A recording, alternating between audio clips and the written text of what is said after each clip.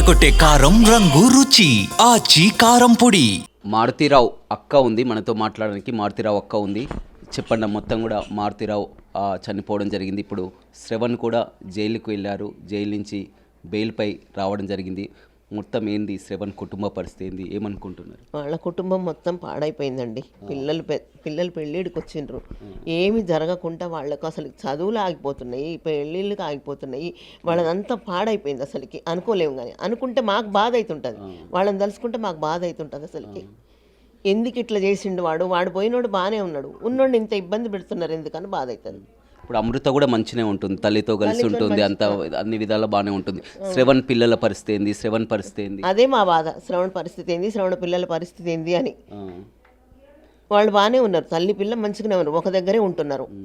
మీరు మేనత్తగా చిన్నగా ఉన్నప్పటి నుంచి కూడా అమృతను చూసిండ్రు. ఆమె చిన్నప్పటి నుంచి ఎలా ఉండేది, మళ్ళీ తర్వాత మొత్తం బాబాయే చేశారు, బాబాయ్ అని బాబాయ్ మీద ఎందుకు అంతగా? అది ఎందుకు వచ్చిందో తెలియదు మాకు ఇంతవరకు. అది ఎందుకు వచ్చిందో తెలియదు. మంచిగా ఉండేది. మా పిల్లలు వాళ్ళ పిల్లలని లేదు, మా పిల్లలు కూడా మంచిగా చూసుకునేది వాళ్ళు.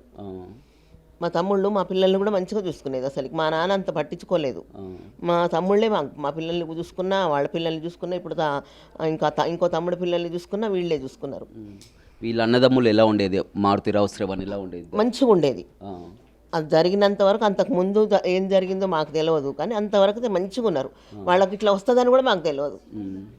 ఎవరన్నా చెప్తే కూడా నమ్మరు. ఇప్పుడు అట్లా ఎట్లా అయినరు అట్లా అని వాళ్ళు. ఒక తమ్ముడేమైనా జైలుకు వచ్చి ఆయన చనిపోవడం జరిగింది. ఈయన ఇన్ని రోజులు జైల్లో ఉండి ఈయన బెయిల్పై వచ్చినటువంటి పరిస్థితి. ఇలా కూతురు పెళ్ళిళ్ళు కావాల్సినటువంటి వారు మొత్తం కూడా బయటనేమంతా కూడా అమృత అంటే మొత్తం ఆమె చెప్పే విషయాలే చాలా వరకు జనం నమ్మారు. మీరేం చెప్పదలుచుకున్నారు?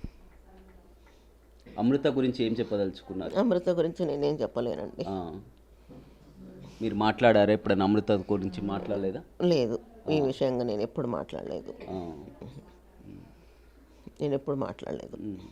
మా మరదల దగ్గరికే పోయినా ఒకసారి, అంతే, మామూలుగా అంతే, ఇంకా వేరే ఏం మాట్లాడలేదు. అసలు ఎక్కువ కాలం మేము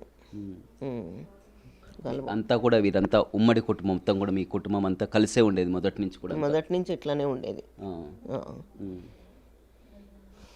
మా అమ్మ అందరిని అట్లనే చూసుకునేది. అట్లనే వాళ్ళు కూడా మా అమ్మ పెంపకం అట్లనే చూసుకుంటారు మమ్మల్ని కూడా. వాళ్ళు మా అమ్మ ఎట్లా చూసుకుందో మా తమ్ముడు కూడా అట్లనే చూసుకుంటారు మమ్మల్ని. తమ్ముడు ఇప్పుడు జైలు నుంచి వచ్చాడని చూడడానికి వచ్చారు? అవును, ఇందానికి పోయింది మా అమ్మాయి అల్లుడు.